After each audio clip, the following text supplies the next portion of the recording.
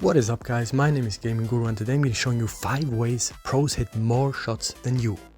Number 1, hit the easy shots. Now there are a lot of situations where you pretty much have a guaranteed hit. You just need to know when to take the shot and where to aim it at.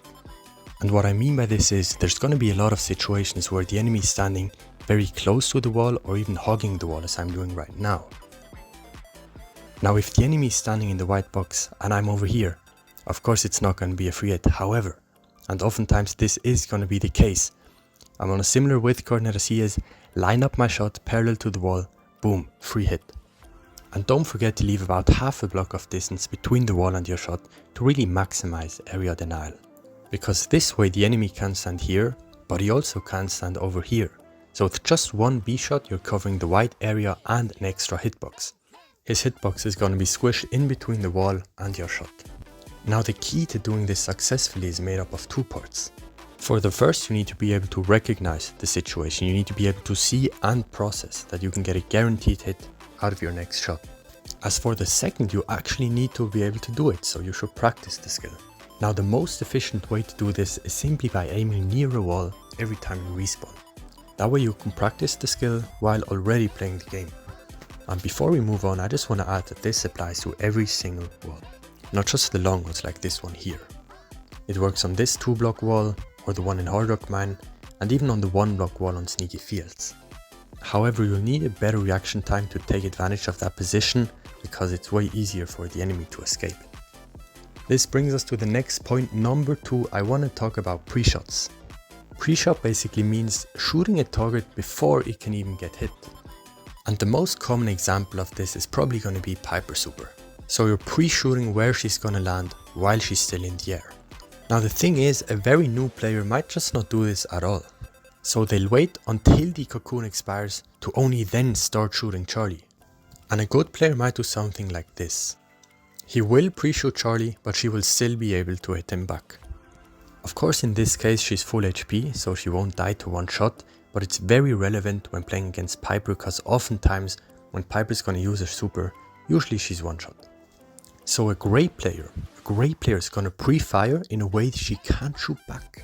So you need to pre-shoot even earlier so your projectile is overlapping the hitbox when it reappears. And I just want to emphasize the importance of really learning all the timings. You know, Piper Super, Charlie Cocoon, it's pretty easy to tell and predict when they're gonna expire, but other abilities such as Willow Gadget are way harder to do, especially when you get nervous and stressed in high elo games. Number 3, pinching. I assume most of you have heard of this before, but do you actually do it in your games? Now the main thing when it comes to pinching is having a good game overview. You see how I'm aiming at all enemies in the span of just a few seconds? Now I can't really give you guys a good game awareness in one video alone. And as you play more, your overall game awareness is going to improve by itself, so don't worry about it. But what you can focus on in specific is knowing the angles before the game even starts, and then checking them in the beginning of a match to ensure an early lane win. And don't try to get ahead of yourself and focus on both lanes at the same time, just focus on one lane. One win should be enough to gain a winning position, or a leading position at least. And from the other perspective, a good player will direct the fight to a place where you actually can receive help via pinch. As you can see, if I'm standing here, my teammate can't really help me. So I can pull the fight up here, or preferably down here, and then he can help me with a pinch. Now the reason I said preferably down here is because if the fight is up here, my teammate can help me, but the enemy's mid can help him. But if we fight down here, my teammate can still help me, but the enemy can't help him because it's too far away from their side. On the other side, however, if it's a losing fight, this means the enemy will be in my spawn basically instantly, so it's really up to you to choose where to direct the fight. The way I will practice this skill is to play ladder with a sharpshooter, say Gus, B or Bell. And you know, usually when you play Brawl Ball, you're gonna face a Mortis in like 70% of your games. So what you wanna do is stay in your mid, but play a passive mid. Don't go to aggro, stay behind. And when Mortis aggresses on one of your lanes, when he attacks one of your mates, you should help them. So try to stand in a place where you can help your mate if he gets attacked, and don't waste all your ammo on mid, right? You need at least 1 or 2 shots to be able to shoot Mortis when he goes in.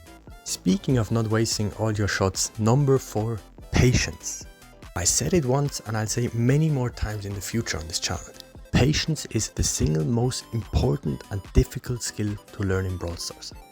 Now don't we all know this feeling? You're playing ladder noobs, 500 trophies, and you just can't seem to hit a single shot on your enemies. So the tip here is don't panic. Don't shoot 3 times, don't shoot the same spot 3 times thinking you can predict his movement. Just chill. Take a step back, analyze his movement, and if you couldn't hit him, wait until your chances of hitting him increase. And if you paid close attention in the start of this video, you would know this is where the first principle with the walls comes into play. So that's it for this video, guys. My first voiceover. Let me know if you enjoyed it. Let me know what you think in the comments. Thank you guys for all your feedback, all the positive comments. I really appreciate it. You know, I log onto my account every day. I see hundreds of messages. Thank you guys. Thanks for watching and see you in the next one.